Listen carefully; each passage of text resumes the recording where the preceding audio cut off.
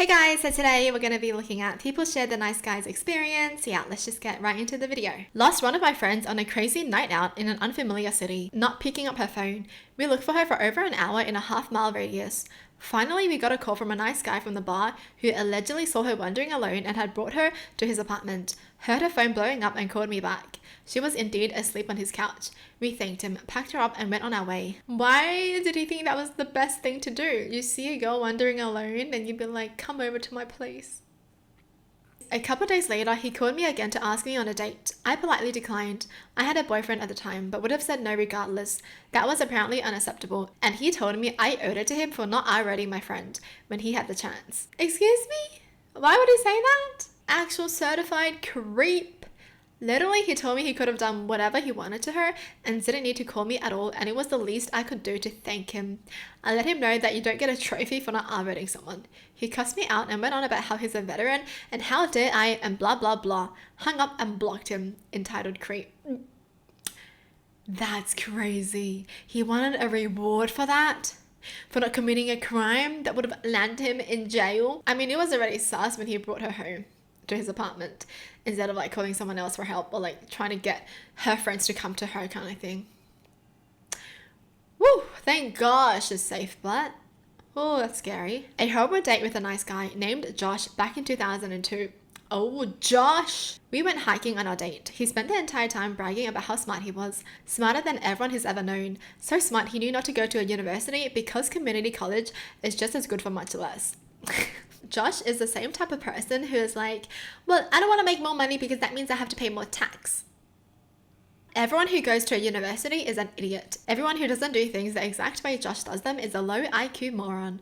All of Josh's co-workers are idiots. He was the best Geek Squad employee in history, and Best Buy would fall apart without him. Josh also had a lot of trouble finding a woman because women often have low IQs and can't keep up with his intellect. Women are dumb. Not me though. I'm okay. I could not wait to get home and block the guy. Jeez, but he said all this on the first date? What?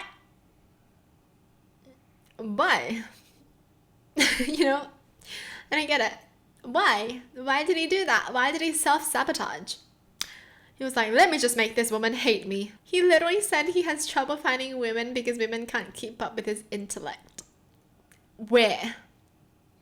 Where's the intellect? Some people are just interesting. Oh my god, there was this guy who I would speak to on my commute. He was very awkward and I made polite small talk, but really I just wanted to read my book. Anyway, one day he comes up to at the train station and says he saw me out with my husband and kids. He then went mental, accused me of leading him on, called me a slag, threatened to kill himself, broke down crying, begged me to leave my husband for him, then asked to no one in particular why does this keep happening to him.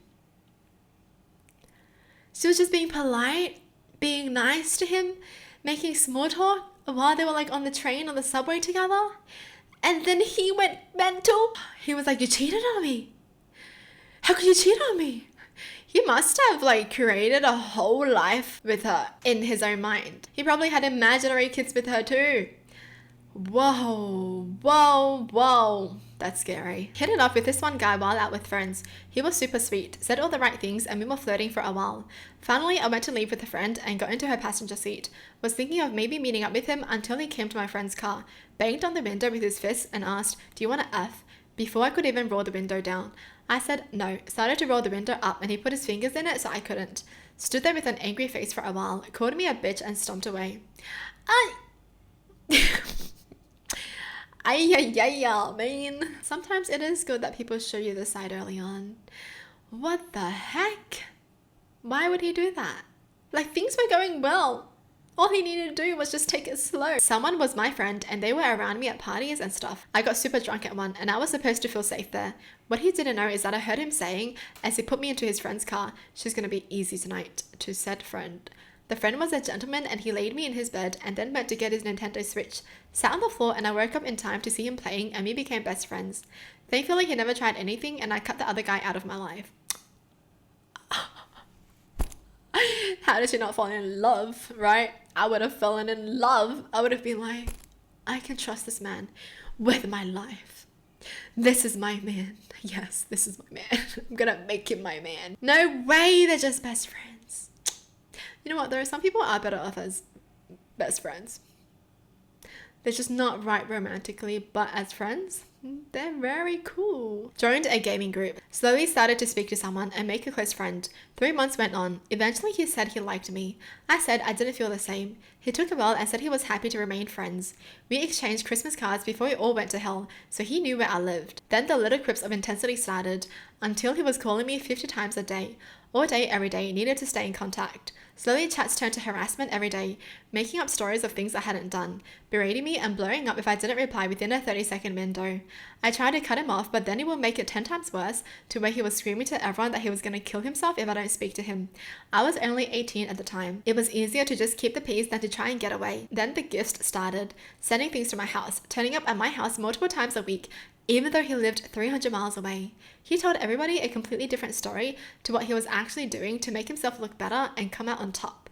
It only stopped when I contacted the police. His entire family still blames me. Blame this victim? Why? Why did they blame her? Well, you led him on. You made him crazy. You made him fall in love with you. It's never the other person's fault if they don't reciprocate your feelings. Okay? All you can do is just move on. I mean, thank them for the memories if they were good memories, and just move on. That's really all you can do in life.